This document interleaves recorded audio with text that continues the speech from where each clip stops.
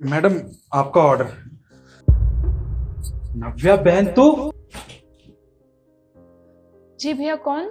Madam, वो आपने order मंगवाया था ना, तो बस मैं आपका ऑर्डर लेके आया हूँ। जी, कहाँ पे है, दीजिए। जी मैडम, बस दे रहा हूँ, आप एक सेकंड रुकिए बस।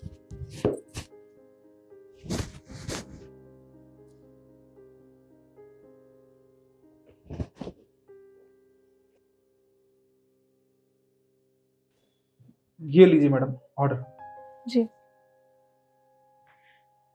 पेमेंट तो ऑनलाइन हो गई होगी। जी हाँ मैम, पेमेंट ऑनलाइन होगी। ठीक है। सुनिए मैडम, वो क्या है ना कि मुझे और भी जगह डिलीवरी देने जाना है, पर मेरे फ़ोन की बैटरी ना ख़त्म होने वाली है। अगर आप बुरा ना माने तो क्या मैं आपके घर में फ़ोन चार्ज कर सकता हूँ? बस थोड़ी देर की बात है। भैया, अगर ज़्यादा ज़रूरी है तो आप कर लीजिए, कोई बात नहीं। आइए।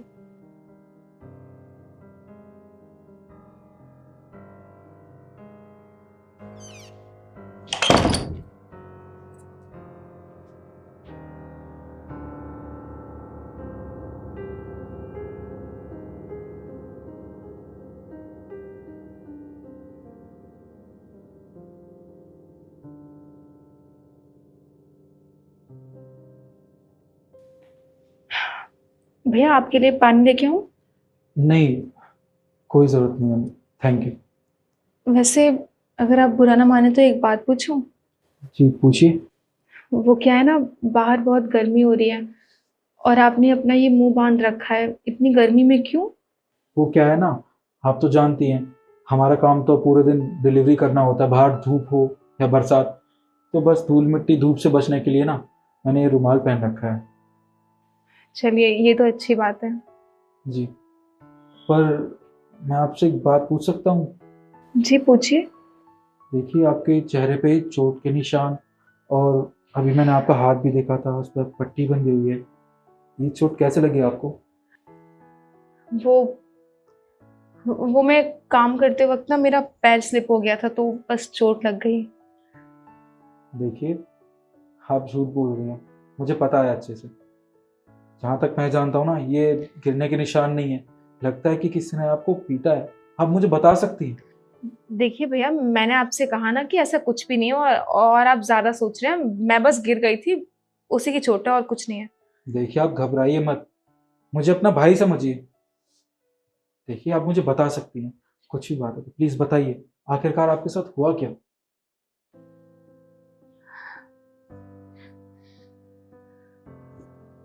भैया, आप जो ये चोट देख रहे हैं, वो मेरी कर्मों की सजा है जो मुझे अब मिल रही है। मैं मैं एक लड़के से बहुत प्यार करती थी और हम दोनों शादी भी करना चाहते थे। मैंने उसे अपने पापा से भी मिलवाया, पर पापा ने मना कर दिया। पापा ने कहा कि वो लड़का अच्छा नहीं है, वो मेरी शादी नहीं कराएंगे उससे। और उसके बाद हम दोनों ने डिसाइड किया कि हम यहाँ से भाग जाएंगे और कुछ टाइम बाद वापस आ जाएंगे, फिर सब कुछ ठीक हो जाएगा। मुझे मुझे सबने समझाया, मेरी मम्मी ने, मेरे भाई ने, पापा ने, सबने समझाया कि वो लड़का अच्छा नहीं है मेरे लिए। मैं उसे भूल जाऊं, लेकिन गलती मेरी थी। मैंने उन सबकी बात नहीं सुनी और उसके साथ भाग के यहाँ शहर में आ गई। शुरू शुरू में सब कुछ बहुत अच्छा था। हम अच्छे से यहाँ पे सेटल हो गए और रहने भी लगे, पर कुछ टाइम बाद ये शराब पी के घर आते और मुझ पे हाथ उठाते। तेरी एक बार की समझ में नहीं आती ना बात। मैंने तुझे कितनी बार कहा है, जैसा मैं बोलूंगा इस घर में वैसा ही होगा, समझी? और तुझे पैसे देने पड़ेंगे। मुझे नहीं पता तू कहीं से भी जाके पैसे लेके आ, लेकिन मुझे मेरी चीजों के लिए पैसे चाहिए। अब चाहे किसी के घर में झाड़ू पोछा कर या कहीं भीख मांग, समझी?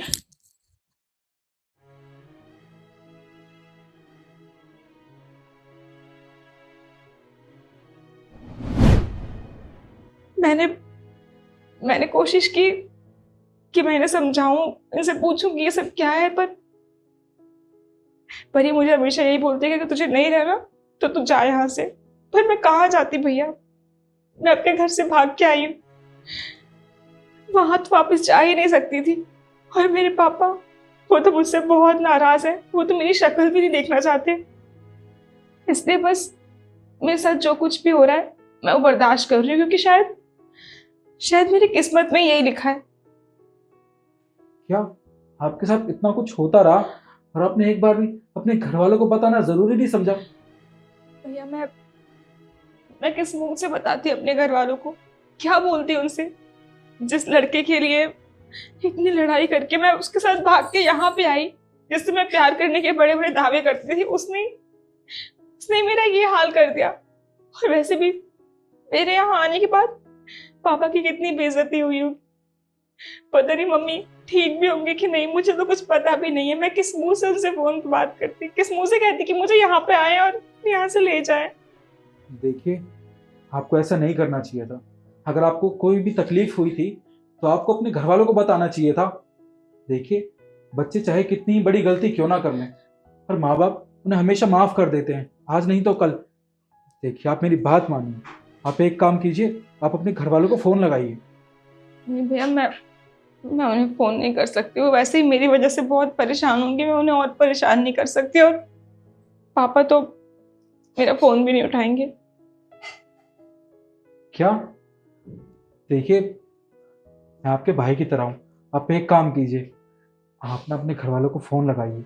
मुझे अच्छे से पता है वो आपको माफ कर देंगे और यहाँ से जरूर ले जाएंगे। प्लीज। भैया मुझे पता है कि वो मेरा फोन नहीं उठाएंगे, पर आप इतना बोल रहे हो तो मैं एक बार कोशिश करके देखती हूँ।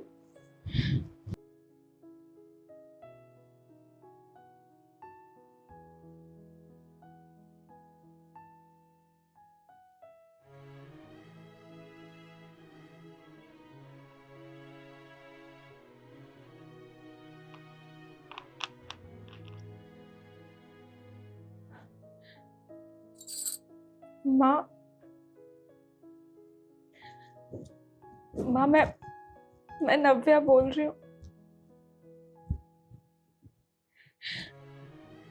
माँ देखिए, मुझे पता है मुझसे मुझसे बहुत बड़ी गलती हो गई है। आप लोगों ने मुझे बहुत समझाया, उसके बाद भी मैं इसके साथ भाग के यहाँ पे आ गई। माँ मुझे माफ कर दीजिए प्लीज। आप पापा से बोलिए ना, वो मुझे यहाँ से ले जाएं। मुझे यहाँ नहीं रहना है।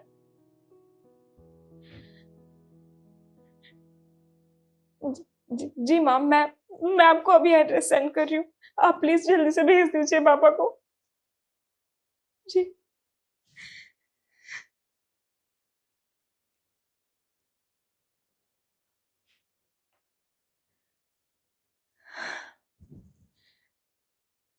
थैंक यू सो मच भैया। आज आपकी वजह से मुझे इतनी हिम्मत मिल पाई कि मैंने अपने घर वालों से बात की। और देखिए ना, पापा मुझे लेने आ रहे हैं। आपने सही कहा था कि माँ बाप अपने बच्चों को माफ कर देते हैं।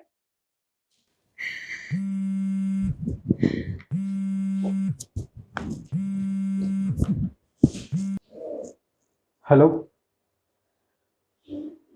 जी माँ। जी, अब बिल्कुल भी चिंता मत कीजिए। मैं अपनी बहन को कुछ नहीं होने दूंगा और उसे आज ही घर लेके आऊंगा।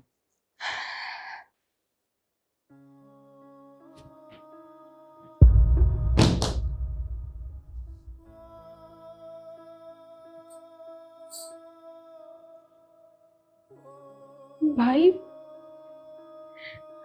भाई, कैस कैसे हो आप? आप ठीक तो हो? और माँ माँ कैसी है? जब एक बहन अपने भाई से दूर हो जाती है और उस बहन को तकलीफ होती है ना, तो एक भाई कैसे खुश रह सकता है? तुझे पता है, जब तू गई थी ना, तेरे जाने के बाद मैं, माँ, बाबूजी, हम कोई सुखी नहीं है। हम हमेशा तुझे याद करते रहते, ये सोचते रहते कहाँ होगी, किस हालत में होगी, क्या कर रही होगी, ठीक होगी भी या नहीं। पर आज आज तू मुझे मिली तो भी इस हालत में। भाई मुझे पता है मुझसे बहुत बड़ी गलती हुई है, मुझे माफ कर दो। पर मुझे यहाँ से ले चलो, मुझे यहाँ नहीं रहना। वो इंसान सच में बहुत बुरा है। आप लोगों ने सही कहा था, मैंने आपकी बात नहीं सुनी। कोई बात नहीं बहन, माना कि तुझसे गलती हुई है, इसका ये मतलब नहीं है कि हमने तुझे पराया कर दिया। तू चिंता मत कर। और जो तेरा पति है ना, उसको तो मैं सबक सिखा के रहूंगा।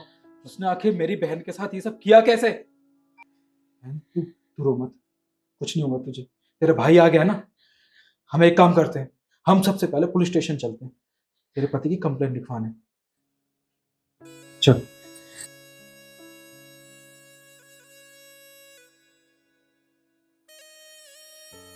बहन,